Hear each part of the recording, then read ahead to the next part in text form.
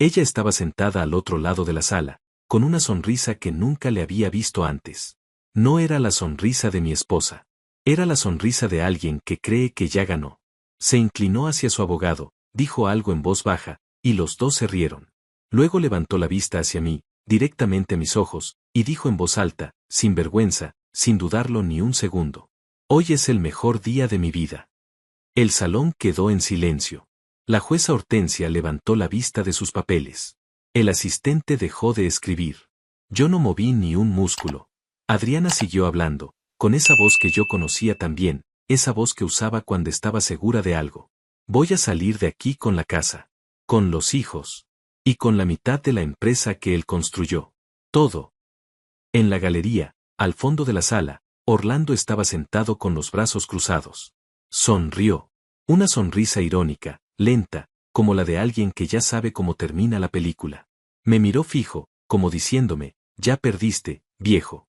Y entonces Rubén, mi abogado, se inclinó hacia mí, muy despacio, y me susurró al oído con una calma que en ese momento me pareció casi sobrenatural: «¿Seguiste el plan al pie de la letra?». Asentí una sola vez, sin apartar los ojos de Adriana. «Perfecto», dijo él, acomodando sus papeles sobre la mesa con una tranquilidad que contrastaba con todo lo que había en esa sala. «El show comienza ahora». Yo respiré hondo. Y pensé en todo lo que había tardado en llegar hasta ese momento. En los 8 meses de silencio. En las noches que me quedé despierto revisando documentos en lugar de llorar. En las veces que la vi llegar a casa tarde y no dije nada, no pregunté nada, no reaccioné. En las veces que Orlando me saludó con la mano en algún evento y yo le devolví el saludo como si no supiera absolutamente nada. Pensé en todo eso. Y por primera vez en mucho tiempo, sentí algo parecido a la paz. Porque Adriana creía que hoy era su día. Creía que había planeado todo perfectamente. Creía que yo era el mismo hombre de siempre, el que trabajaba en silencio, el que no hacía preguntas, el que confiaba demasiado. Pero lo que ella no sabía, lo que Orlando no sabía, lo que nadie en esa sala sabía todavía, era que yo llevaba 8 meses preparando exactamente este momento. Y no había dejado nada al azar. Nada. Permíteme contarte cómo llegué hasta aquí. Porque esta historia no empieza en ese salón frío con olor a papel viejo. Empieza una noche de martes, hace exactamente 8 meses, cuando encontré algo que no debía encontrar, y tomé la decisión más importante de mi vida: no decir ni una sola palabra. Mi nombre es Ernesto. Tengo 48 años. Durante 19 años fui esposo, padre y el único sostén de una familia que creía conocer. Construí una empresa desde cero, con las manos, con años de trabajo que empezaban antes de que amaneciera y terminaban cuando todos en casa ya dormían. No era millonario, pero había levantado algo real, algo sólido, algo que valía.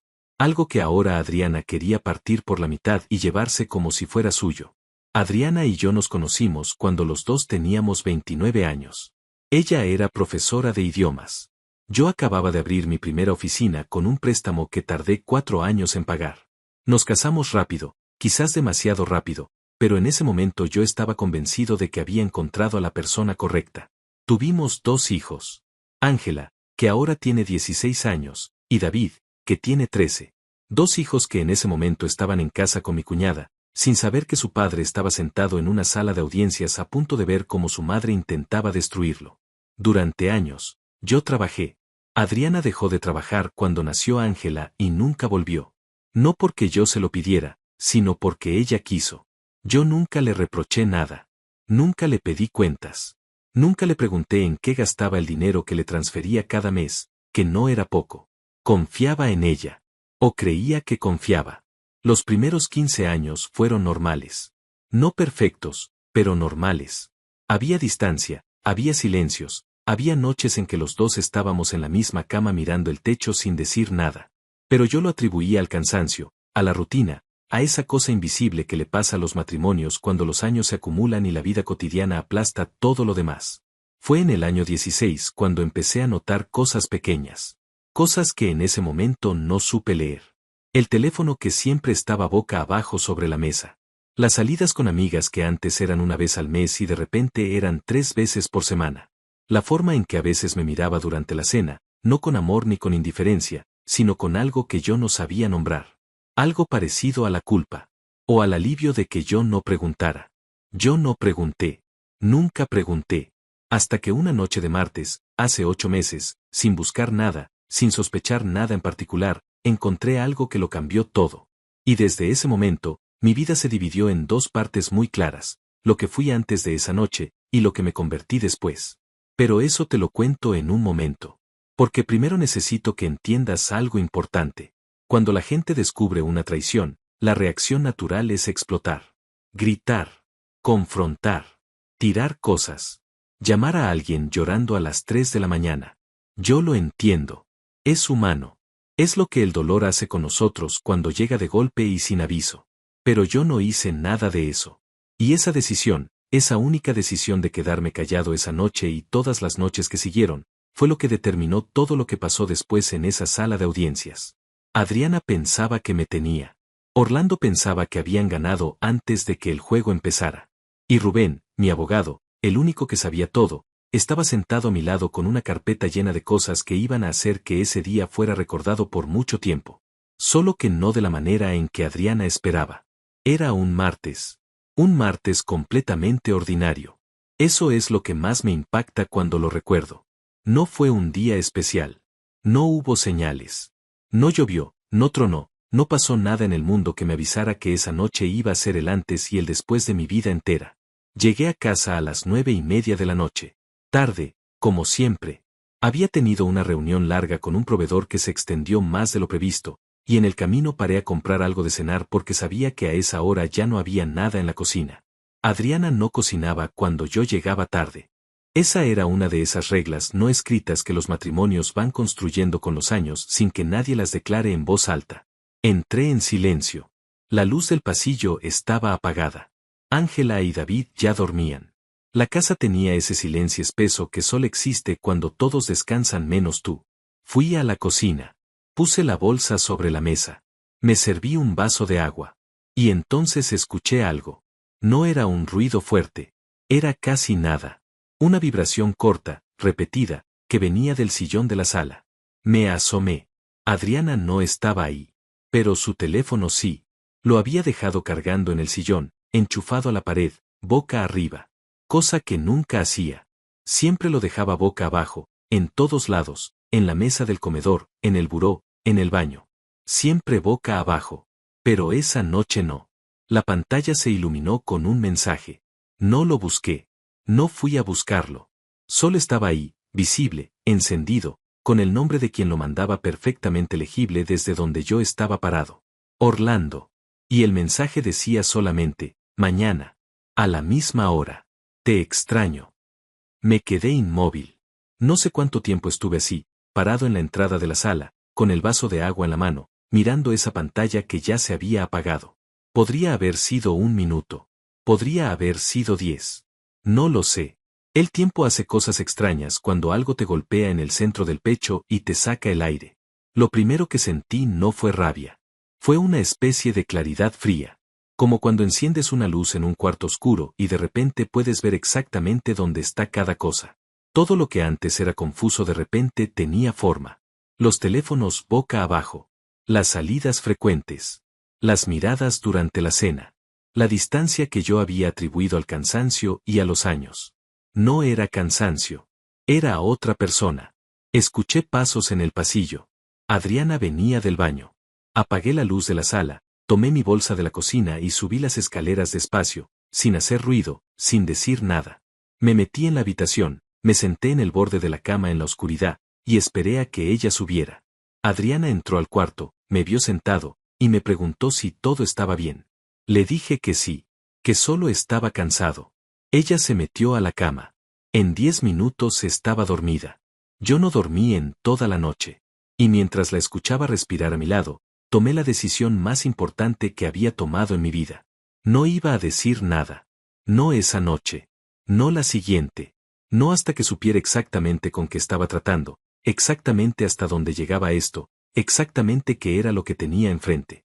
Porque yo había visto demasiadas veces lo que pasa cuando un hombre reacciona por impulso. Lo había visto en amigos, en conocidos, en historias que terminan siempre igual, el que explota pierde.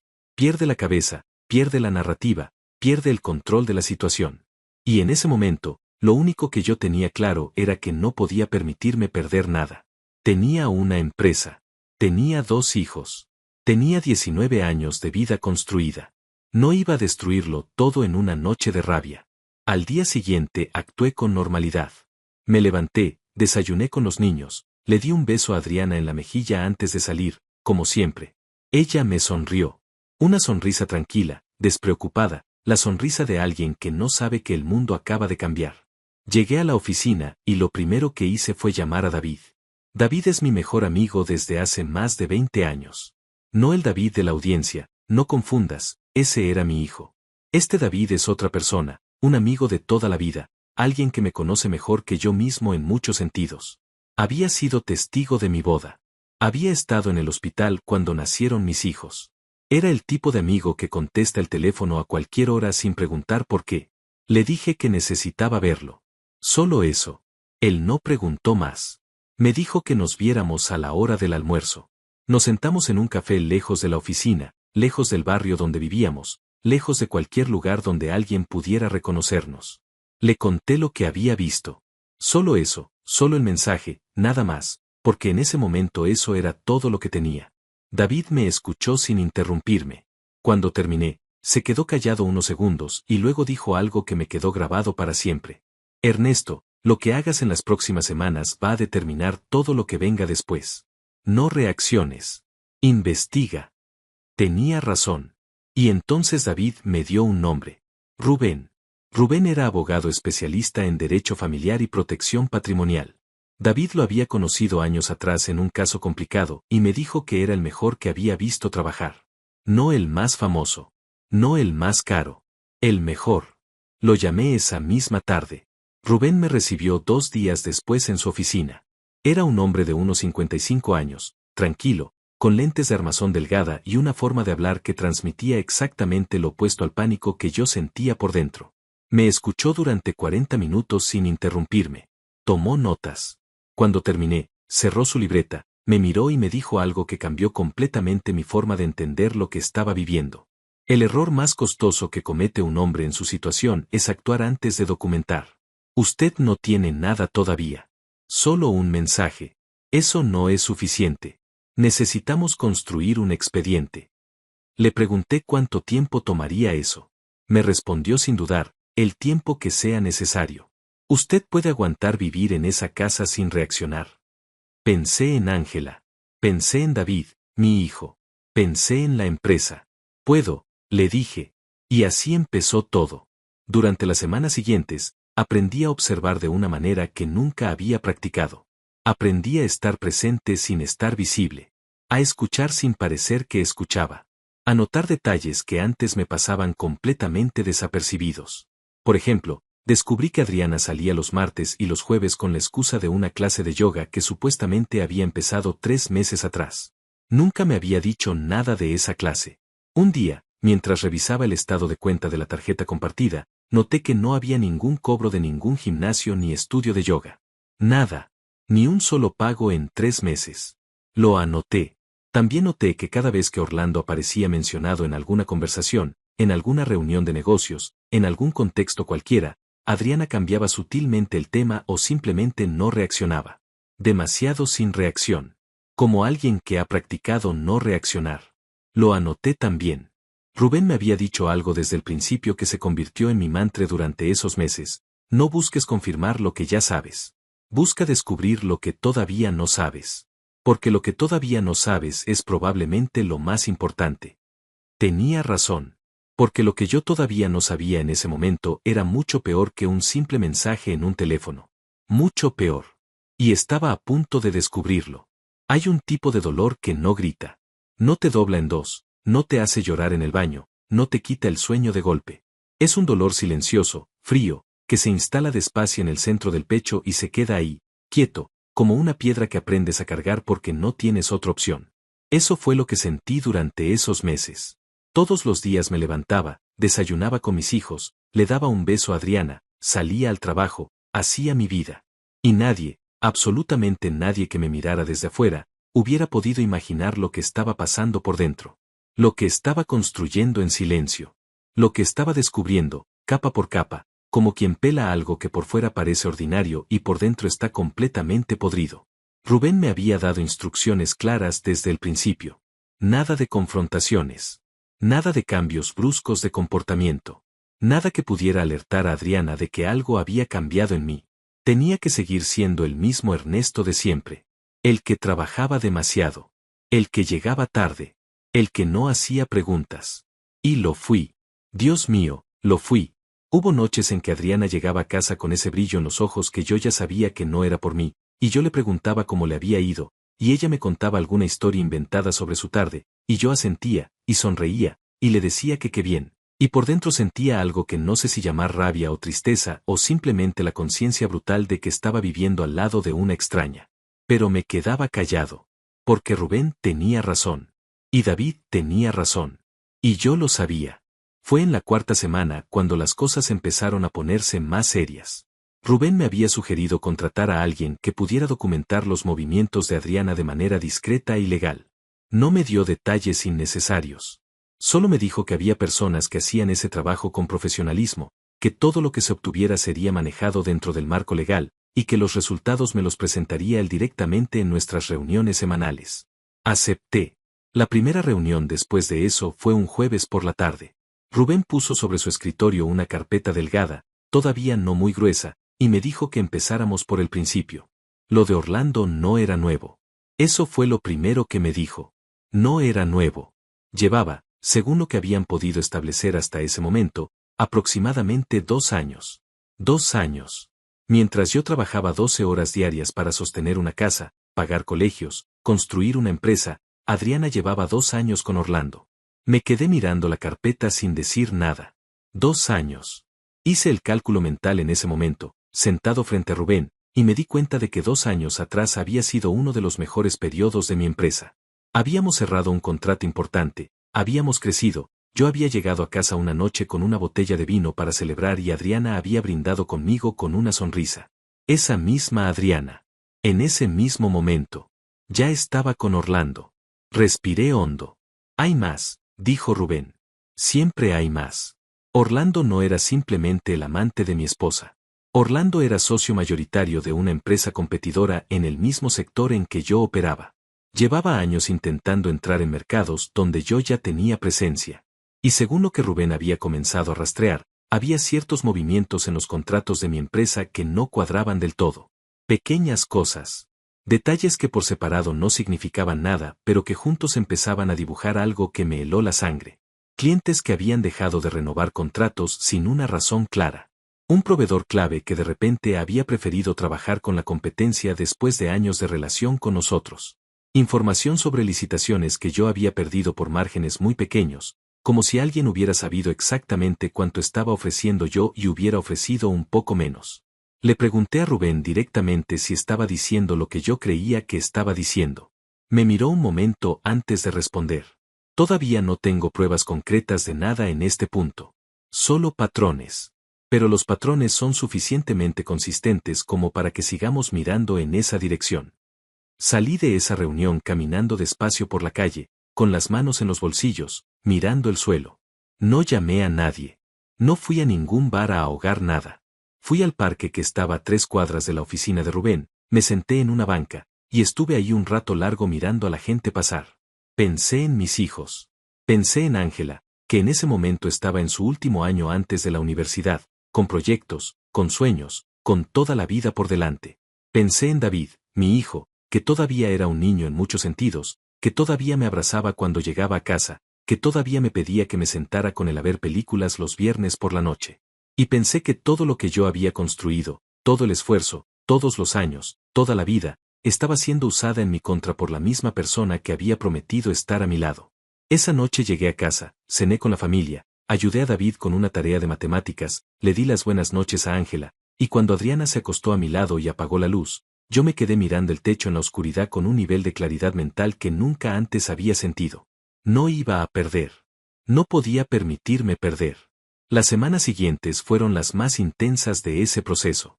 Rubén trabajaba metódicamente, sin prisa pero sin pausa, y cada reunión traía algo nuevo. A veces algo pequeño.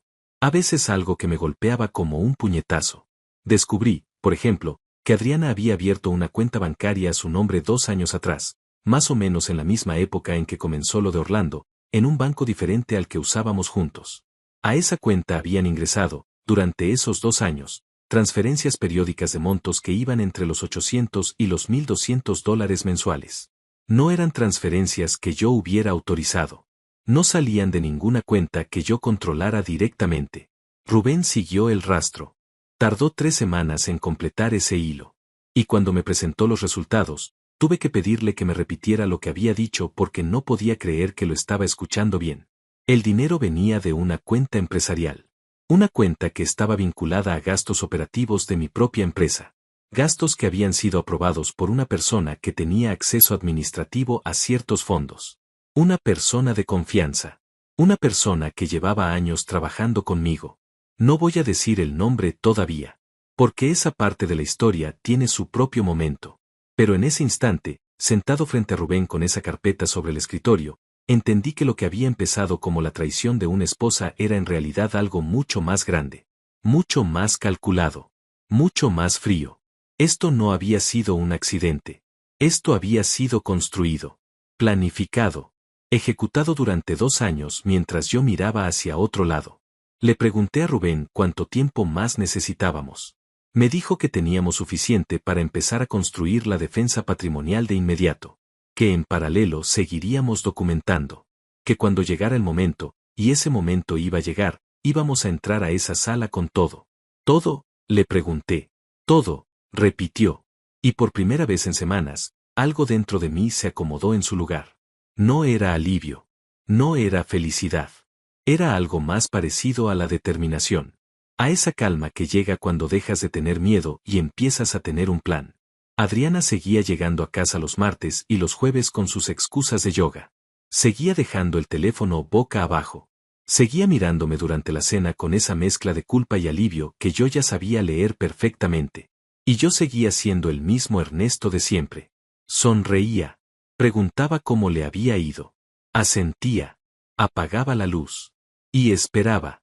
Porque lo que todavía faltaba por descubrir era lo peor de todo. Y estaba a punto de salir a la luz. Hay un momento en el que dejas de sorprenderte. No porque el dolor se haya ido. No porque ya no importe. Sino porque llevas tanto tiempo recibiendo golpes que el cuerpo aprende a absorberlo sin doblarse. Se vuelve una especie de mecanismo de defensa involuntario. Cada nueva revelación llega, te atraviesa, y tú simplemente la registras, la archivas, y sigues adelante. Así estaba yo en ese punto. Registrando. Archivando. Siguiendo adelante. Rubén me había dicho desde el principio que las cosas irían de menos a más. Que empezaríamos por los bordes y llegaríamos al centro. Que cada capa que removiéramos iba a revelar algo más profundo que la anterior. Yo lo había escuchado, lo había entendido en teoría, pero una cosa es entenderlo con la cabeza y otra muy distinta es vivirlo semana tras semana, reunión tras reunión, carpeta tras carpeta. Porque Rubén tenía razón. Siempre tenía razón. Y esa cuarta semana, cuando llegué a su oficina un miércoles por la tarde y vi que sobre su escritorio había no una sino 3 carpetas, supe que lo que venía no iba a ser pequeño. Me senté. Él no dijo nada durante un momento. Solo acomodó las carpetas frente a mí, abrió la primera, y empezó a hablar con esa voz tranquila suya que a esas alturas ya me resultaba casi reconfortante. Como la voz de alguien que tiene todo bajo control aunque el mundo alrededor se esté incendiando. La primera carpeta contenía algo que yo ya sospechaba, pero que verlo documentado fue diferente. Adriana había estado hablando con un abogado. No con el abogado que después la representó en la audiencia. Con otro. Uno al que había visitado en 3 ocasiones distintas durante los últimos 4 meses, siempre en horario de tarde, siempre en los días en que supuestamente estaba en su clase de yoga. Las consultas habían sido sobre divorcio. Específicamente sobre divorcio con separación de bienes y custodia de menores. Ella ya estaba planeando esto. No era una reacción. No era algo que hubiera decidido de golpe. Llevaba meses preparándose, consultando, construyendo su estrategia, mientras en casa me daba un beso de buenos días y me preguntaba si quería café. Lo miré a Rubén. Él asintió despacio, como confirmando lo que yo estaba pensando sin necesidad de que lo dijera en voz alta. Hay más, dijo. Segunda carpeta. Lo de la cuenta bancaria que habíamos rastreado semanas atrás tenía más profundidad de la que inicialmente habíamos creído. No era solo el dinero que había salido de los fondos operativos de mi empresa. Había también movimientos en otra dirección. Durante los últimos 14 meses, Adriana había estado transfiriendo dinero desde nuestra cuenta conjunta hacia su cuenta personal. No grandes cantidades de golpe, porque eso hubiera sido demasiado visible, sino cantidades pequeñas, dispersas, irregulares. $200 un mes. 400 el siguiente. 150 después. Sin patrón fijo, sin frecuencia establecida, exactamente como alguien que sabe que los patrones regulares llaman la atención. En total, en 14 meses, habían salido de nuestra cuenta conjunta hacia su cuenta personal un poco más de $18,000. $18,000. No era una fortuna, pero tampoco era nada. Y lo que importaba no era el monto. Lo que importaba era el método, la premeditación, el nivel de cálculo que había detrás de cada transferencia. Esto no era impulsivo. Esto era metódico. Rubén me explicó que ese tipo de movimiento financiero, cuando se documenta correctamente y se presenta ante un juez, tiene un nombre legal muy específico y consecuencias muy concretas. No me dio todos los detalles en ese momento. Solo me dijo que lo teníamos documentado, que estaba en la carpeta, y que cuando llegara el momento ese documento iba a ser uno de los más importantes de todo el expediente. Abrió la tercera carpeta. Y ahí fue cuando el piso se movió de verdad. Rubén colocó frente a mí una serie de documentos que tardé unos segundos en entender. Eran correos electrónicos. Impresos, fechados, con encabezados formales.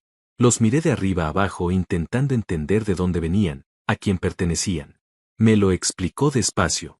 La persona de confianza que mencioné antes, el que tenía acceso administrativo a ciertos fondos de mi empresa, había estado en comunicación directa con Orlando durante al menos 10 meses.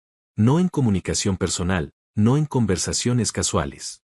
En comunicación de negocios. Comunicación en la que se discutían, con un nivel de detalle que me resultaba físicamente doloroso leer, aspectos específicos de mis operaciones, mis contratos, mis márgenes, mis clientes potenciales. Información que solo alguien de adentro podía tener. Información que había sido usada para que Orlando, y la empresa de Orlando, llegaran antes que yo a ciertos negocios. Para que ofrecieran exactamente lo que yo hubiera ofrecido, pero un poco mejor. Para que construyeran relaciones con clientes que habían sido míos o que podrían haber sido míos. No era una traición doméstica. Era una traición empresarial. Y las dos estaban conectadas. La misma persona. El mismo plan. La misma red. Me levanté de la silla. Caminé hasta la ventana de la oficina de Rubén y estuve ahí un momento mirando la calle sin ver nada. Respiré. Una vez, 2 veces, 3 veces. Escuché el sonido del tráfico afuera como si viniera de muy lejos. Luego me di vuelta. ¿Cuánto daño hicieron a la empresa?, pregunté. Rubén abrió una página específica dentro de la tercera carpeta y deslizó el papel hacia mí. La estimación conservadora, según los contratos perdidos y los clientes que habían migrado hacia la competencia de Orlando en el último año y medio, era de entre 80 y 100 mil dólares en negocios que yo debería haber cerrado y no cerré. 80 a 100 mil dólares. Me senté de nuevo. Hubo un silencio largo en esa oficina. Rubén no lo interrumpió.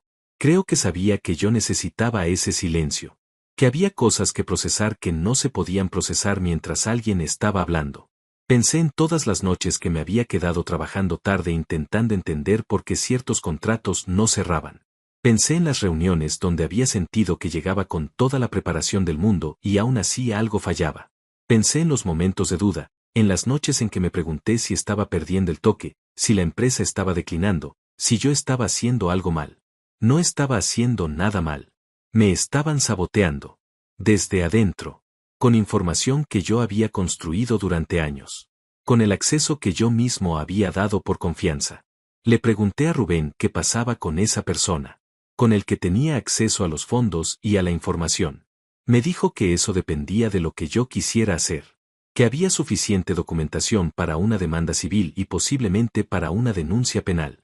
Que eso podíamos manejarlo en paralelo al divorcio o después, según mi criterio. Que por ahora lo más urgente era blindar la empresa. Blindarla. Esa palabra me quedó resonando.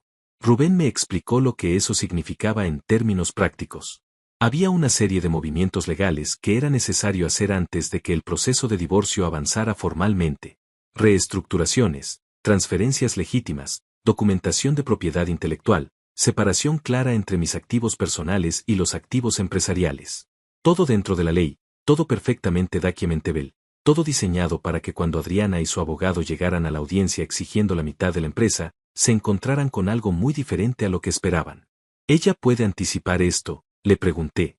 Solo si alguien se lo dice, respondió Rubén.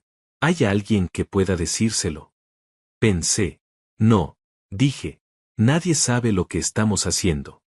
Entonces trabajemos rápido. Y trabajamos. Durante las siguientes semanas, Rubén y yo nos reunimos casi todos los días. A veces en su oficina, a veces en lugares neutrales, siempre con discreción. Él dirigía cada paso y yo ejecutaba cada instrucción al pie de la letra. Firmé documentos. Reorganicé estructuras. Moví cosas que necesitaban moverse. Siempre legal.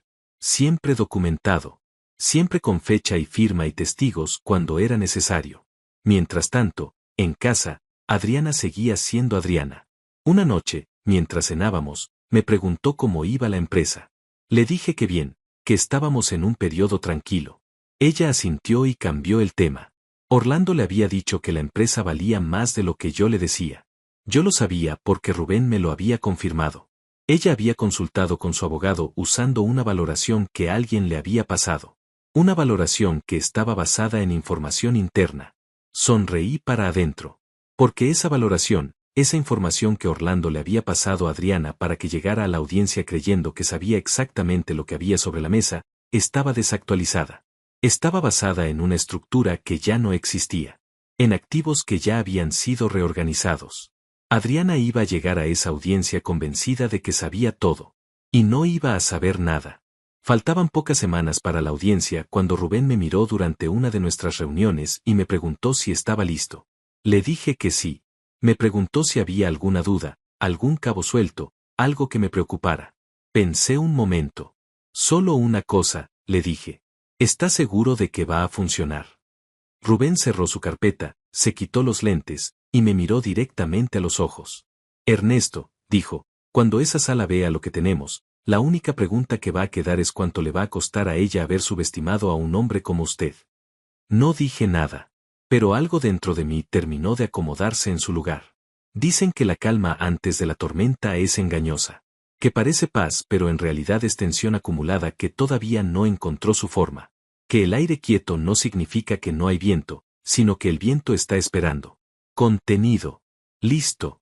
Eso era yo en esas últimas semanas antes de la audiencia. Calma por fuera. Todo acumulado por dentro. Rubén había terminado de blindar la empresa con una precisión quirúrgica que todavía me genera respeto cuando lo recuerdo. Cada documento estaba en su lugar. Cada movimiento estaba justificado, fechado, firmado. Cada pieza del expediente encajaba con la siguiente como si hubiera sido diseñada por alguien que llevaba décadas haciendo exactamente esto. Porque así era. Rubén llevaba décadas haciendo exactamente esto. Y se notaba en cada detalle. Mi parte era más difícil. Mi parte era seguir viviendo en esa casa como si nada. Y eso, con todo lo que yo ya sabía, con todo lo que cargaba encima, se había vuelto una prueba de resistencia que ningún entrenamiento te puede preparar para enfrentar. Hubo una noche, creo que fue un viernes, unas 3 semanas antes de la audiencia, que Adriana llegó a casa de un humor particularmente bueno. Traía una bolsa de una tienda cara, se había cortado el cabello, estaba arreglada de una manera que hacía tiempo no la veía. Se sentó a cenar con nosotros. Estuvo animada con los niños, se rió de cosas que normalmente no le causaban gracia. Yo la observé durante toda esa cena. Y entendí lo que estaba viendo. Era una mujer que creía que su vida estaba a punto de mejorar. Que el capítulo pesado estaba por terminar y que lo que venía después era exactamente lo que había planeado. La casa, los niños, el dinero, la libertad. Orlando. Estaba celebrando por adelantado. No dije nada. Serví más agua en los vasos, le pregunté a Ángela cómo le había ido en el colegio, ayudé a recoger la mesa cuando terminamos. Y cuando Adriana pasó a mi lado en la cocina y me rozó el brazo sin querer, yo simplemente me hice a un lado y seguí lavando los platos. Esa noche, cuando los niños se durmieron y Adriana estaba en el cuarto, bajé a la sala, me senté en el sillón oscuro, y estuve un rato largo en silencio. No llorando. No con rabia. Solo pensando. Pensé en cómo había sido todo al principio. En los primeros años, cuando la empresa era pequeña y el departamento era chico y los dos dormíamos con el bebé en medio porque no había otro cuarto. En las mañanas en que Adriana me traía café antes de que yo saliera, cuando todavía éramos eso, dos personas construyendo algo juntas. O al menos eso creía yo. Me pregunté en qué momento se había roto. No lo sabía. Y en ese punto ya no importaba saberlo. Lo que importaba era lo que venía. Me fui a dormir. Al día siguiente llamé a David, mi amigo, y nos vimos a tomar un café. Era la primera vez en semanas que hablábamos en persona. Le conté en términos generales cómo estaban las cosas, sin entrar en detalles del expediente porque Rubén me había pedido discreción absoluta con cualquier información específica. Pero sí le dije que estábamos listos. Que faltaba poco. David me escuchó, asintió, y luego me preguntó algo que nadie más me había preguntado en todos esos meses. ¿Cómo estás tú, Ernesto? No el proceso, no la empresa. Tú. Me quedé callado un momento. Estoy en pie, le dije finalmente. Eso es suficiente, dijo él. Y tenía razón. En ese momento, estar en pie era suficiente. Faltaban 2 semanas para la audiencia cuando Adriana me notificó formalmente a través de su abogado que iniciaría los trámites de divorcio. Recibí el documento un martes por la mañana, en la oficina, a través de Rubén, que me lo hizo llegar con una nota adjunta que decía simplemente, el reloj empieza ahora. Leí el documento. Era exactamente lo que esperábamos. Ella pedía la custodia completa de los niños, la casa, pensión alimenticia, y el 50% del valor de la empresa según la valoración que su abogado había adjuntado. La valoración que, como ya te conté, estaba basada en información desactualizada. Basada en una estructura que ya no existía. Rubén respondió dentro del plazo legal con una contestación que era, según sus palabras, deliberadamente moderada. No revelaba nada. No atacaba nada todavía. Solo contestaba lo mínimo necesario para cumplir con los tiempos procesales y dejar que el otro lado siguiera creyendo que tenían el control. Y el otro lado siguió creyendo exactamente eso.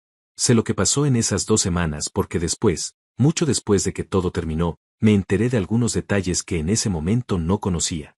Adriana y Orlando habían estado reuniéndose con frecuencia. Habían hecho planes. Habían hablado de lo que harían cuando el divorcio estuviera resuelto, cuando ella tuviera su parte, cuando la vida que habían estado construyendo en secreto pudiera finalmente salir a la luz.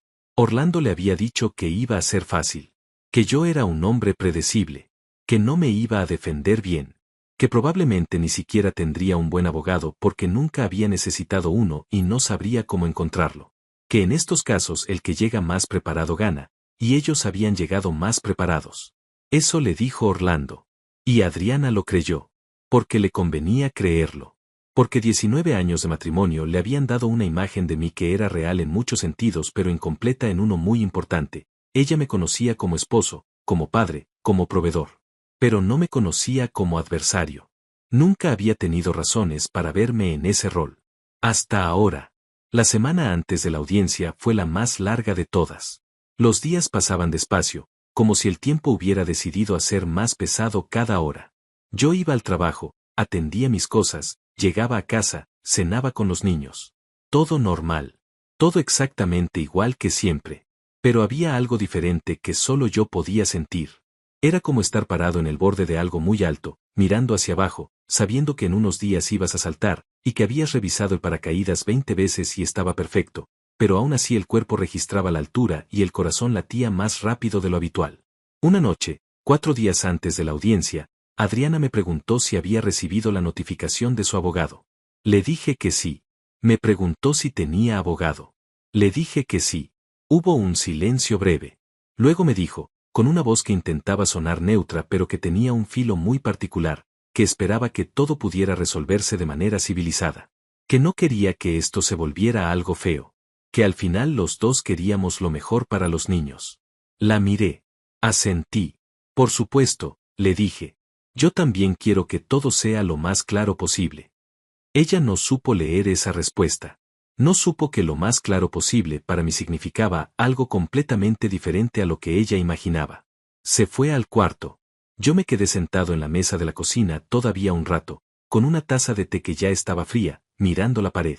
2 días antes de la audiencia, tuve mi última reunión con Rubén. Fue larga. Repasamos todo. Documento por documento, punto por punto, en el orden exacto en que lo íbamos a presentar.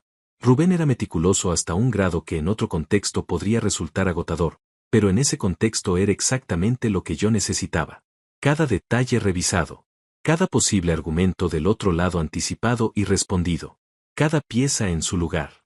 Al final de la reunión, cuando ya estábamos guardando los papeles, Rubén me miró y me dijo algo que no olvidé. Ernesto, mañana y pasado no haga nada diferente. No cambie ninguna rutina. No le diga nada a nadie.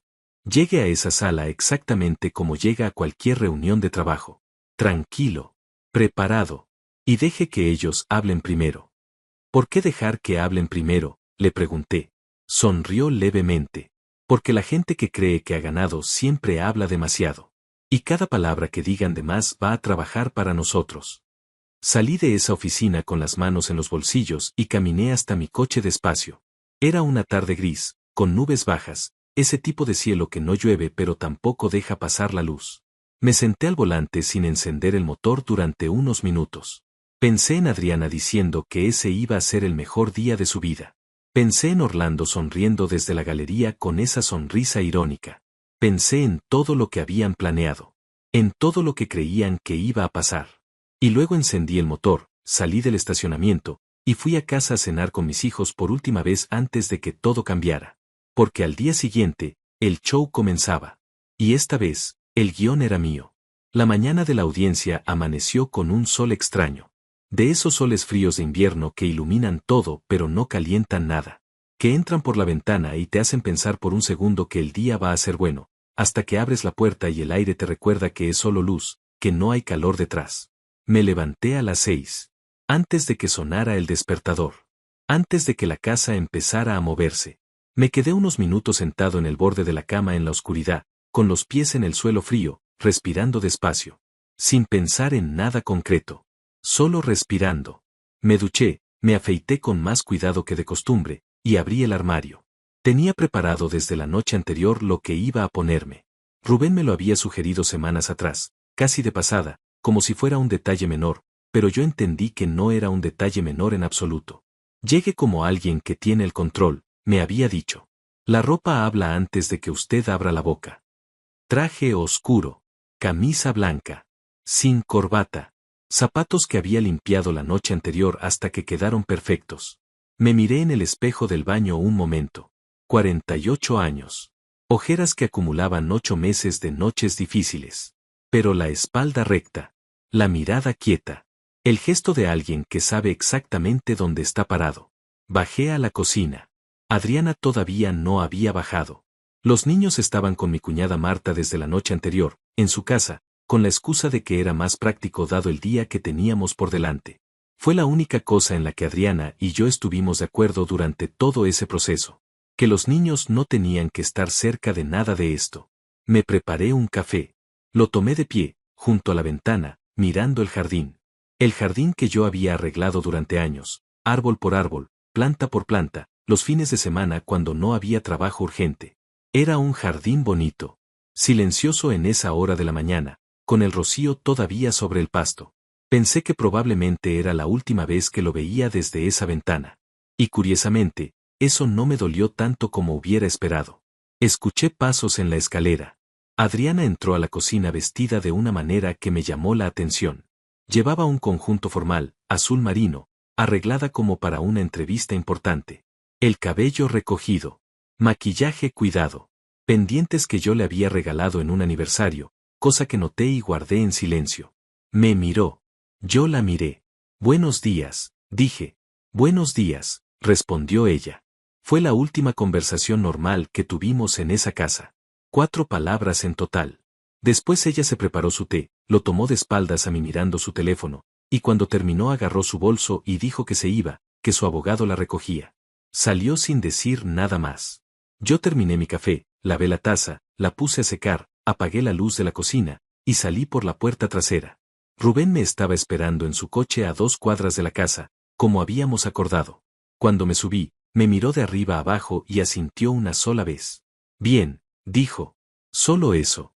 El trayecto hasta el edificio donde se celebraba la audiencia tardó 22 minutos. Sé el tiempo exacto porque lo recuerdo con una claridad que no tengo para muchas otras cosas. Rubén manejó en silencio casi todo el camino.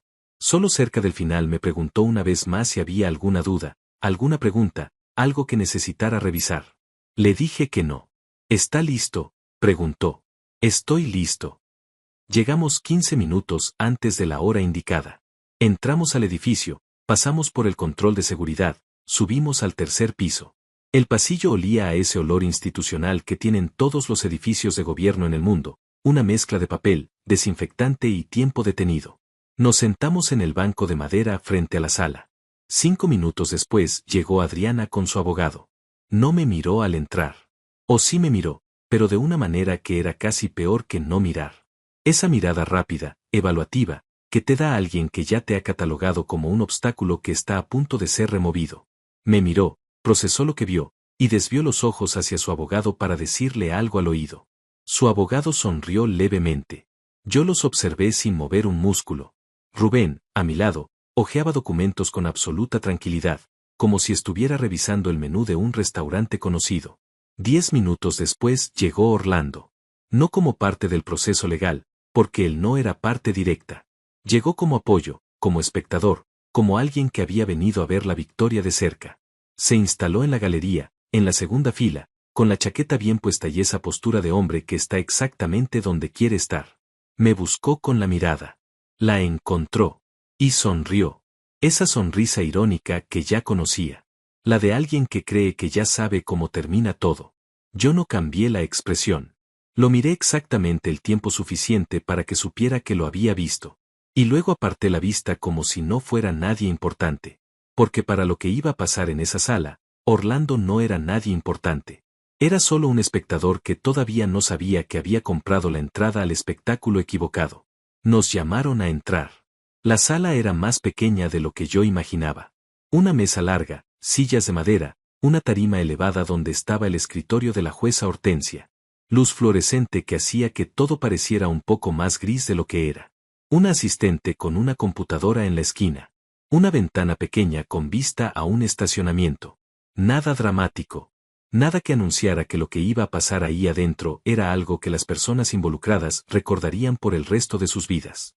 Nos sentamos. Adriana y su abogado al otro lado de la mesa. Rubén y yo de este lado. La jueza Hortensia revisó sus papeles durante un momento, bebió un sorbo de agua, y levantó la vista para hacer la apertura formal del procedimiento. Fue en ese momento, exactamente en ese momento, cuando Adriana se inclinó hacia su abogado, dijo algo, y los dos se rieron en voz baja. Luego levantó los ojos hacia mí, y dijo, con una voz que llenó toda la sala. Hoy es el mejor día de mi vida. La jueza Hortensia la miró. El asistente dejó de escribir. Rubén no levantó la vista de sus papeles. Adriana no había terminado. Voy a salir de aquí con la casa, con los hijos, y con la mitad de la empresa. Hizo una pausa breve, y luego agregó algo que no había dicho antes, algo que su abogado intentó suavizar con un gesto que ella ignoró completamente. Todo lo que él tiene, lo construyó con mi tiempo, con mis años, con mis sacrificios. Me lo debe. Y hoy me lo paga.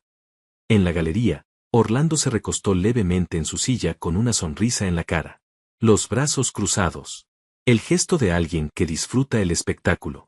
La jueza Hortensia llamó al orden con una voz seca y le recordó a Adriana que las declaraciones informales no eran parte del procedimiento y que si tenía algo que presentar lo hiciera a través de su representante legal. Adriana asintió, pero no borró la sonrisa. Rubén, a mi lado, terminó de acomodar el último documento sobre la mesa, cerró la carpeta, y se inclinó hacia mí muy despacio. Su voz fue apenas un susurro. ¿Seguiste el plan al pie de la letra? Sí, respondí en el mismo tono. ¿Todo? Cada paso. Cada paso. Rubén asintió, acomodó sus lentes, y dijo las palabras que yo había estado esperando escuchar desde hacía 8 meses. Perfecto. El show comienza ahora. Y en ese momento, por primera vez en todo ese proceso, por primera vez desde aquella noche de martes cuando vi ese mensaje en el teléfono de Adriana y decidí quedarme callado, por primera vez desde que cargué en silencio con todo lo que había descubierto, sentí algo completamente inesperado. No rabia. No miedo. No ansiedad. Sentí una calma absoluta, profunda, del tipo que solo existe cuando has hecho todo lo que estaba en tus manos y ya no hay nada más que dependa de ti excepto estar presente. La jueza Hortensia abrió el procedimiento formal. Y el show comenzó. La jueza Hortensia tenía una forma de hablar que no dejaba espacio para el desorden. Cada palabra colocada con precisión. Cada pausa exactamente donde debía estar. Era una mujer de unos 60 años, cabello gris recogido, lentes de armazón oscura, y una expresión que no revelaba absolutamente nada de lo que pensaba. Llevaba décadas sentada en esa tarima viendo pasar matrimonios rotos, promesas incumplidas, vidas que se partían en dos sobre una mesa de madera. Y esa experiencia le había dado una neutralidad que en otro contexto podría parecer frialdad, pero que en ese momento yo agradecí profundamente. Porque lo que estaba a punto de suceder necesitaba un árbitro justo. Y ella lo era. Comenzó el procedimiento con la lectura formal de los términos de la solicitud de divorcio presentada por Adriana. Su abogado, un hombre de unos 45 años con traje gris y una seguridad que yo encontraba cada vez más interesante a medida que avanzaban los minutos, se puso de pie y presentó la posición de su cliente con una fluidez que indicaba que había preparado ese discurso muchas veces. Adriana quería el divorcio por incompatibilidad de caracteres y deterioro irreversible del vínculo matrimonial. Quería la custodia completa de los 2 hijos menores, con visitas supervisadas para el padre. Quería la casa, que estaba escriturada a nombre de los 2. Quería una pensión alimenticia mensual de $4,000. Y quería el 50% del valor de la empresa, que según la valoración presentada por su parte ascendía a un total de $620,000. Lo que significaba que ella reclamaba $310,000 en concepto de participación conyugal. $310,000. Lo dijo el abogado de Adriana con esa entonación específica que usan los abogados cuando quieren que una cifra aterrice con peso en la sala. Y aterrizó. La asistente lo anotó. La jueza lo registró. Y Adriana, al otro lado de la mesa, tenía la espalda muy recta y la expresión de alguien que acaba de poner sus cartas sobre la mesa y sabe que son ganadoras. En la galería, Orlando no se movió. Pero yo vi cómo sus labios formaban algo parecido a una sonrisa satisfecha. La jueza Hortensia tomó nota, bebió un sorbo de agua, y luego se dirigió a Rubén. ¿La parte demandada desea presentar su posición? Rubén se puso de pie. Y ahí fue cuando el aire en esa sala cambió. No de manera dramática. No hubo ningún gesto teatral, ninguna voz elevada, ninguna declaración grandilocuente. Rubén simplemente se puso de pie, abrió su carpeta, y comenzó a hablar con esa voz tranquila y precisa que yo había aprendido a reconocer como la voz de alguien que tiene todo exactamente donde lo necesita. Dijo que la parte demandada no se oponía al divorcio. El abogado de Adriana levantó una ceja casi imperceptiblemente. Ella parpadeó una vez. Rubén continuó. Dijo que respecto a la custodia de los menores, la parte demandada tenía observaciones importantes que presentaría en el momento correspondiente, y que solicitaba que la custodia fuera compartida de manera equitativa, con el padre como figura activa y presente en la vida de ambos hijos. Hasta ahí, nada inesperado. Luego Rubén dijo que respecto a la casa, la parte demandada solicitaba una revisión del estado actual de las hipotecas, gravámenes y deudas vinculadas al inmueble antes de cualquier adjudicación, dado que existían elementos relevantes que la valoración presentada por la otra parte no contemplaba. El abogado de Adriana frunció levemente el ceño. Adriana lo miró de reojo. Y entonces Rubén dijo lo siguiente. Dijo que respecto a la valoración de la empresa presentada por la parte demandante, la parte demandada tenía objeciones formales y documentadas, y solicitaba la revisión completa de dicha valoración a la luz de información que sería presentada ante la sala en ese mismo acto. Pausa breve. Asimismo, continuó Rubén, la parte demandada solicita que se incorpore al expediente una serie de documentos que son relevantes para determinar con precisión no solo el valor real de los activos en disputa, sino también la conducta de la parte demandante durante el periodo conyugal en relación con dichos activos. La jueza Hortensia lo miró por encima de sus lentes. ¿Documentos de qué naturaleza? Rubén no dudó ni un segundo. Documentos financieros, comunicaciones digitales, registros bancarios y evidencia de conducta que la sala necesita conocer para emitir una resolución justa y completa. Silencio. El abogado de Adriana se puso de pie inmediatamente. Señoría, la parte demandada no presentó ningún anticipo de esta documentación en los plazos procesales establecidos y... La jueza Hortensia levantó una mano. Déjelo terminar. El abogado de Adriana se sentó despacio, con la mandíbula ligeramente apretada. Adriana lo miró. Le susurró algo. Él le respondió en voz muy baja. Y yo vi, por primera vez en toda esa mañana, algo diferente en el rostro de Adriana. No era preocupación todavía. Era una duda pequeña, casi invisible, como una grieta microscópica en una pared que hasta ese momento parecía sólida. Rubén extrajo el primer documento de su carpeta y lo entregó a la asistente para que lo registrara formalmente. El primer elemento que la sala debe considerar, dijo Rubén, es que la valoración presentada por la parte demandante está basada en la estructura empresarial tal como existía hace aproximadamente 14 meses. Sin embargo, dicha estructura ha sido modificada de manera legítima y completamente documentada durante ese periodo, lo cual altera de manera significativa los números que se han presentado hoy. El abogado de Adriana intervino de nuevo.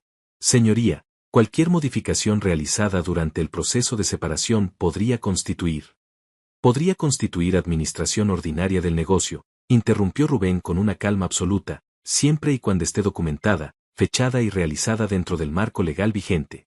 Lo cual es exactamente el caso. Cada movimiento está respaldado. Entregó un segundo documento. Luego un tercero. Cada uno con su fecha.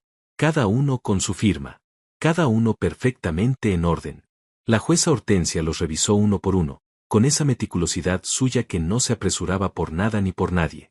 El abogado de Adriana se había inclinado hacia ella y los dos susurraban con una urgencia que antes no había estado ahí. Adriana ya no tenía la espalda tan recta. No lo noté de golpe. Lo noté gradualmente, como cuando el aire sale despacio de algo que parecía inflado. La postura, los hombros, la expresión. Todo empezó a cambiar de manera sutil pero real. Rubén siguió. El segundo elemento que la sala debe considerar, dijo, extrayendo una nueva sección de documentos, es de naturaleza financiera y afecta directamente la evaluación de los activos conyugales. Hizo una pausa calculada. Durante un periodo de 14 meses comprendido entre la fecha que consta en estos registros y el momento actual, la parte demandante realizó transferencias sistemáticas desde la cuenta bancaria conjunta hacia una cuenta personal a su nombre exclusivo, sin conocimiento ni autorización de la parte demandada. La sala quedó completamente en silencio. La jueza Hortensia dejó de escribir. El monto total de dichas transferencias, continuó Rubén con la misma voz de siempre, sin subir ni un tono, asciende a $18,400. La documentación completa de cada transferencia, con fecha, monto y cuenta de destino, está incluida en el anexo 3 del expediente que acabamos de entregar. El abogado de Adriana se puso de pie, esta vez con más urgencia que antes. Señoría, mi cliente. Siéntese, dijo la jueza Hortensia. No gritó. No lo dijo con agresividad. Solo con una autoridad que no dejaba espacio para el debate. El abogado se sentó. Adriana tenía los ojos fijos en la mesa frente a ella.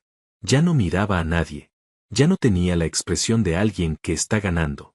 Tenía la expresión de alguien que acaba de escuchar algo que no esperaba escuchar y que todavía está procesando las implicaciones. En la galería, Orlando había dejado de sonreír. Seguía sentado en el mismo lugar, con los brazos cruzados, pero algo en su postura había cambiado. Se había incorporado levemente. El gesto relajado de antes ya no estaba. En su lugar había algo más parecido a la atención. A la vigilancia. Rubén tomó otra sección de documentos. El tercer elemento, dijo, es el que la sala quizás encuentre más relevante para determinar la totalidad de las circunstancias que rodean esta solicitud de divorcio. Lo miré un segundo de reojo. Él no me devolvió la mirada. Tenía los ojos en sus papeles, en la jueza, en la sala. Completamente enfocado. Completamente en su elemento. Existen comunicaciones documentadas entre la parte demandante y un tercero, que es conocido de esta sala por su presencia en la galería, en las que se discuten con detalle aspectos operativos, contractuales y estratégicos de la empresa de la parte demandada. Orlando se tensó. Lo vi desde donde estaba. Vi cómo sus brazos, que hasta ese momento estaban cruzados con esa pose de hombre que observa algo que le divierte, se apretaron levemente. Vi cómo su mandíbula cambió. Vi cómo sus ojos se movieron hacia Adriana con una rapidez que delataba algo que hasta ese momento había estado muy bien escondido. El miedo. Rubén continuó sin levantar la vista. Estas comunicaciones, que se extienden a lo largo de un periodo de 10 meses, incluyen información sobre clientes, licitaciones, márgenes de operación y estrategias comerciales de la empresa de la parte demandada. Información que habría sido utilizada de manera sistemática para beneficiar a una empresa competidora directamente vinculada al tercero mencionado. Adriana levantó la vista. Y por primera vez en toda esa mañana, en todos esos meses, en todos esos años quizás, me miró de verdad. No con indiferencia. No con culpa calculada. Me miró con algo que yo no había esperado ver. Con incredulidad. Como si no pudiera creer que yo supiera todo eso.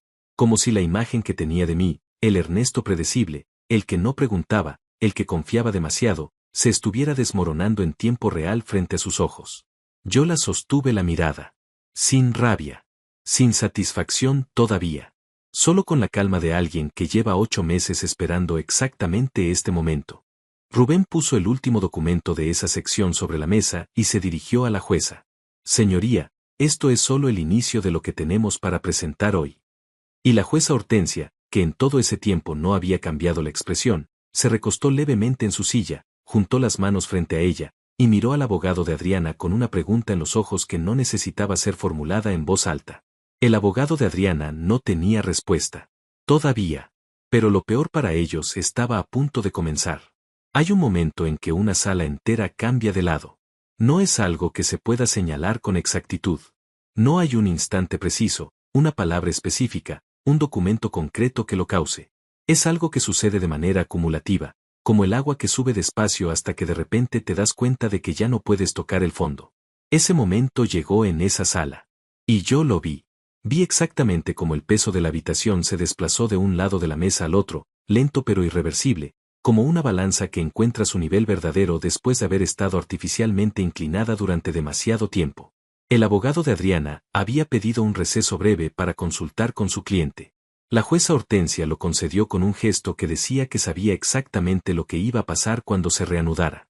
Rubén y yo nos quedamos en nuestros asientos. No hablamos. No necesitábamos hablar.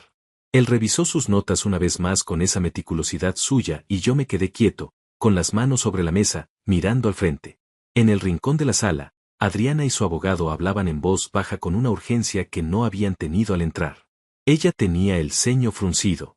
Él le explicaba algo con gestos controlados, la mano abierta moviéndose despacio, la voz demasiado baja para escucharla pero el tono perfectamente legible desde lejos. Era el tono de alguien que está recalibrando en tiempo real, revisando una estrategia que ya no funciona, buscando en qué punto del tablero todavía tiene piezas útiles. En la galería, Orlando ya no estaba recostado en su silla. Estaba inclinado hacia adelante, los codos sobre las rodillas, mirando hacia la mesa con una expresión que había perdido completamente la ironía de antes. En su lugar había algo más crudo, más real.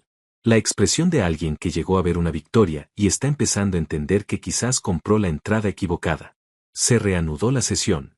La jueza Hortensia se dirigió a Rubén con esa voz suya que no pedía, que simplemente establecía. Puede continuar con la presentación de los elementos restantes. Rubén se puso de pie. Gracias, señoría. Abrió la siguiente sección de su carpeta. Y lo que vino después fue, en mi memoria, la parte más precisa y más devastadora de todo lo que habíamos preparado durante esos 8 meses. Rubén presentó los registros de la persona de confianza. El que tenía acceso administrativo a los fondos de mi empresa. El que había estado en comunicación directa con Orlando durante 10 meses pasándole información interna. Presentó los correos. Presentó los registros de transferencias. Presentó el análisis comparativo que un contador independiente había preparado mostrando la correlación entre las fechas de esas comunicaciones y las fechas en que yo había perdido contratos específicos frente a la empresa de Orlando. No era especulación. Era matemática. Cada correo tenía fecha. Cada contrato perdido tenía fecha. Cada coincidencia estaba documentada con la precisión de alguien que había pasado semanas construyendo ese argumento piedra por piedra. El abogado de Adriana intentó objetar en 2 ocasiones. La primera vez la jueza Hortensia lo dejó terminar su objeción y luego le pidió a Rubén que respondiera, lo cual hizo con una facilidad que indicaba que había anticipado exactamente esa objeción. La segunda vez la jueza levantó la mano antes de que el abogado terminara de formularla. La documentación está en orden, dijo la jueza. Continúe. Adriana tenía los ojos bajos. No miraba a su abogado. No me miraba a mí. Miraba un punto fijo sobre la mesa frente a ella con una expresión que yo no había visto nunca en su cara durante 19 años de matrimonio. Era una expresión de derrota. No la derrota dramática de las películas, con lágrimas y gestos exagerados.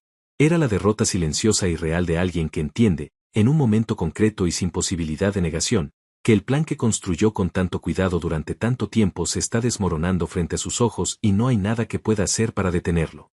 Rubén llegó al último bloque de documentos. El más importante. El que habíamos guardado para el final no por capricho sino porque era el que tenía más peso específico, el que cambiaba de manera más definitiva el equilibrio de todo lo que se estaba discutiendo en esa sala.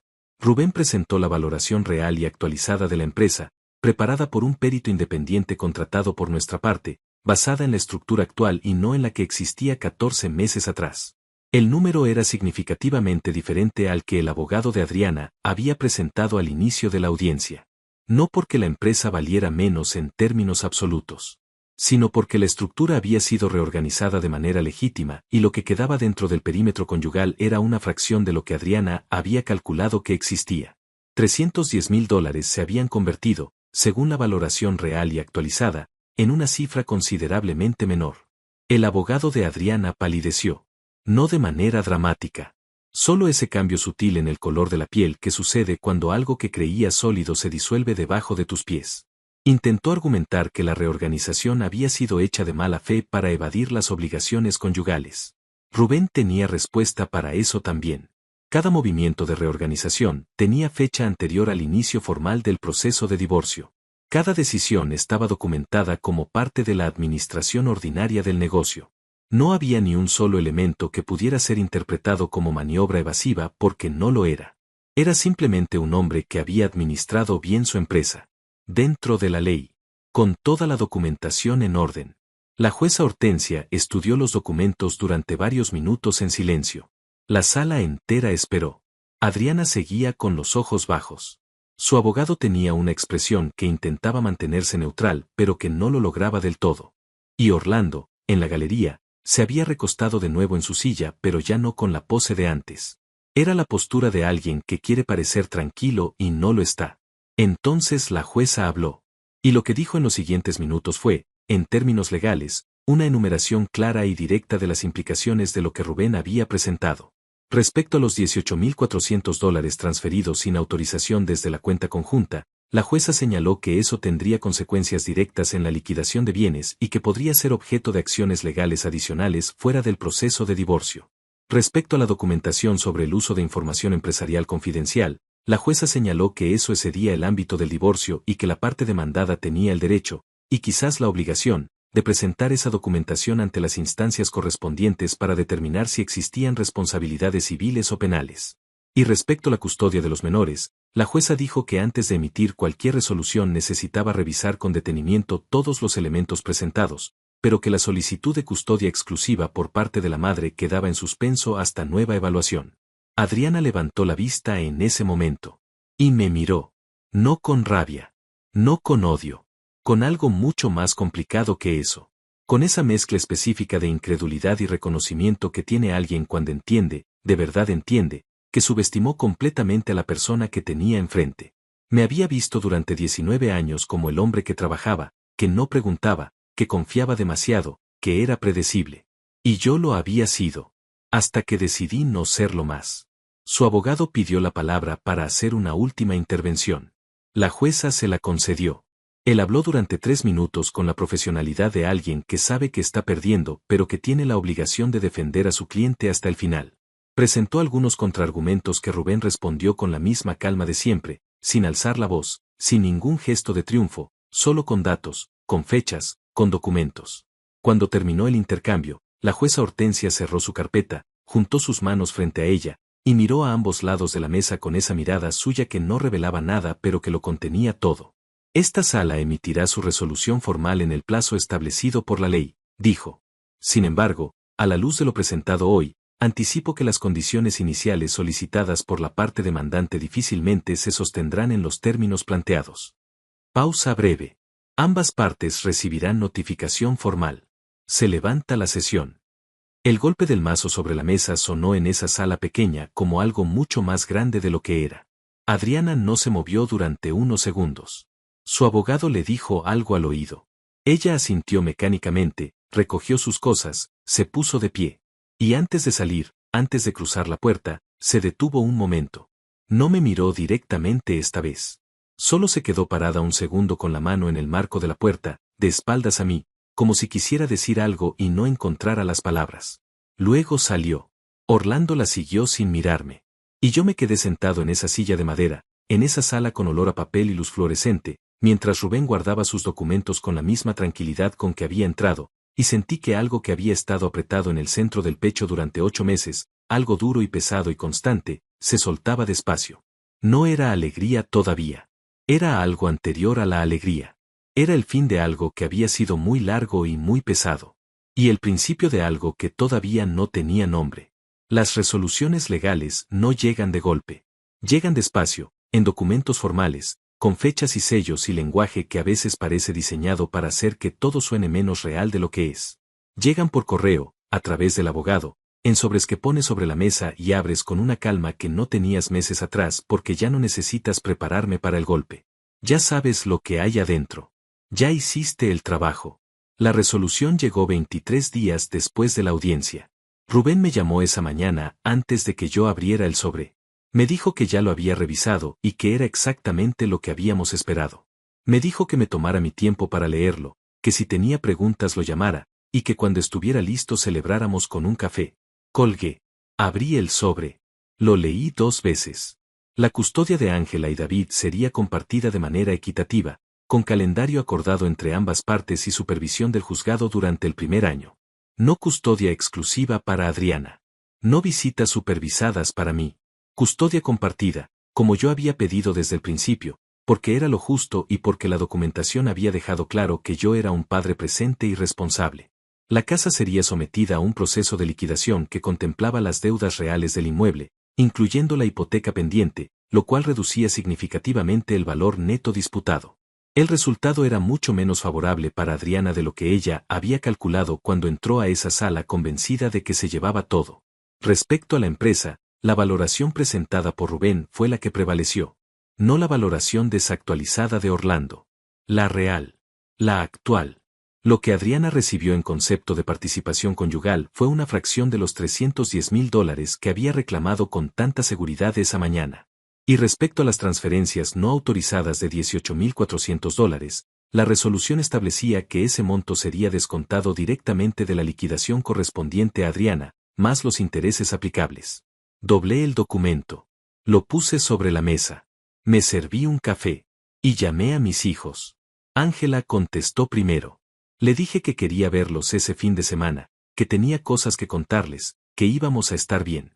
Hubo un silencio breve al otro lado de la línea y luego ella dijo, con esa voz suya que a veces suena más madura de lo que debería a sus 16 años, que ya lo sabía. Que siempre había sabido que íbamos a estar bien. Tuve que dejar pasar unos segundos antes de poder responderle. David, mi hijo, me preguntó si podíamos ir a comer pizza ese fin de semana. Le dije que sí. Me dijo que bien, que él pedía la de pepperoni. Y así, con una conversación sobre pizza, algo dentro de mí terminó de acomodarse en un lugar donde llevaba mucho tiempo sin estar.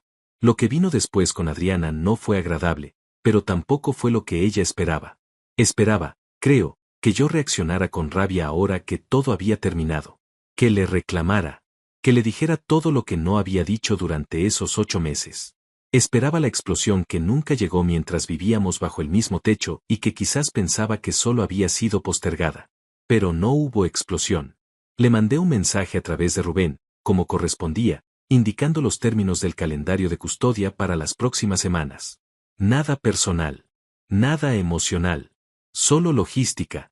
Solo lo que necesitaban saber Ángela y David para organizar sus vidas con la menor cantidad de turbulencia posible. Adriana respondió a través de su abogado. Y así quedó establecido el nuevo lenguaje entre nosotros. No el lenguaje de 2 personas que se amaron durante años y luego se hicieron daño, sino el lenguaje neutro y funcional de 2 personas que comparten hijos y que han decidido, o en mi caso elegido conscientemente, que el odio cuesta demasiado caro para mantenerlo.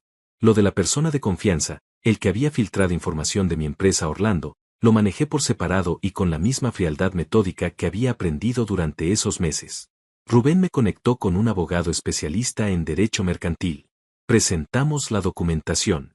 El proceso tomó tiempo, como toman tiempo todas las cosas legales, pero el resultado fue una compensación que no devolvió todo lo perdido, pero que fue suficientemente significativa para cerrar ese capítulo con algo parecido a la justicia. Orlando desapareció del mapa. No de manera dramática. No hubo confrontación, no hubo escena, no hubo momento cinematográfico en que lo mirara a los ojos y le dijera algo contundente. Simplemente dejó de existir en mi mundo. Su empresa perdió varios contratos en los meses siguientes, algunos de ellos clientes que habían migrado hacia él usando mi información y que, una vez que la situación se aclaró en los círculos correspondientes, prefirieron volver a trabajar con alguien cuya manera de hacer negocios no levantara preguntas. El mundo de los negocios es pequeño. Las reputaciones viajan rápido. Y la de Orlando viajó. Lo de Adriana y Orlando terminó, según supe mucho después por canales que no busqué activamente, pocos meses después de la audiencia. No sé los detalles y no los quise saber. Solo sé que la vida que habían planeado juntos, la que habían construido en secreto durante 2 años a costa de todo lo que yo había levantado, no resultó ser lo que esperaban cuando dejó de ser un secreto y se convirtió en la realidad cotidiana con todas sus complicaciones. Las cosas construidas sobre mentiras tienen esa característica. Se sostienen mientras la mentira se sostiene. Cuando la verdad llega, la estructura entera tiembla. Mi vida después de todo eso no fue un final de película. No hubo música, no hubo atardecer perfecto, no hubo momento en que todo encajó de repente y el dolor desapareció como si nunca hubiera estado. Hubo trabajo.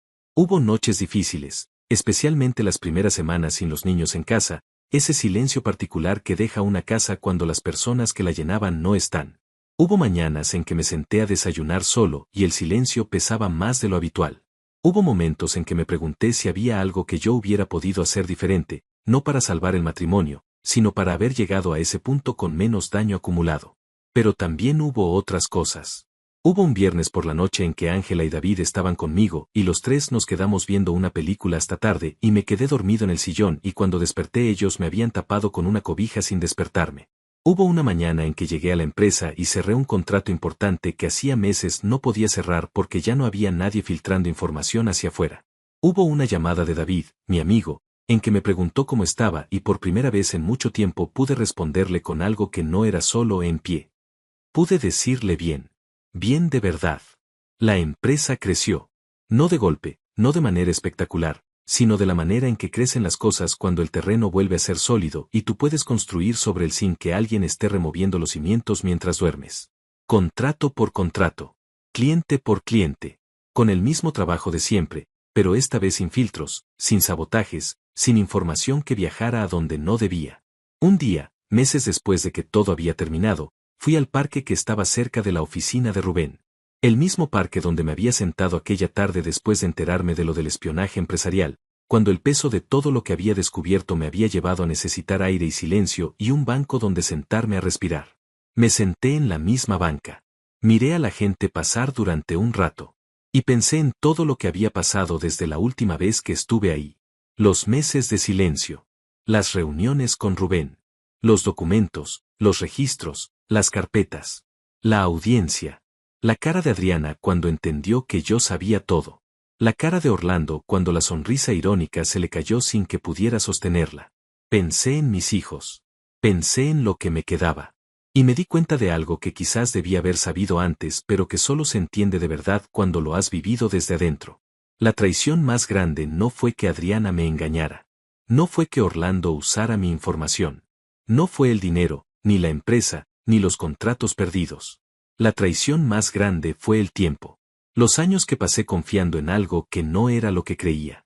El trabajo que hice convencido de que estaba construyendo para todos cuando en realidad solo estaba construyendo. Pero aquí está la verdad que me quedó cuando todo se asentó. Todo lo que construí, lo construí yo. Con mis manos. Con mis años. Con mis decisiones. Y cuando me quitaron todo lo que pudieron quitarme, me quedé con lo más importante. Con mis hijos. Con mi trabajo. Con mi nombre intacto. Con la certeza de que cuando llegó el momento de defenderme, no reaccioné por impulso ni actué por rabia. Esperé. Documenté. Planifiqué. Y entré a esa sala no como un hombre destrozado buscando venganza, sino como alguien que simplemente quería que la verdad ocupara el lugar que le correspondía. Hay personas que confunden el silencio con la debilidad. Que ven a un hombre que no grita y creen que es un hombre que no sabe. Adriana cometió ese error. Y aprendió, de la manera más costosa posible, que el silencio de un hombre que está construyendo su respuesta no es debilidad. Es la calma más peligrosa que existe.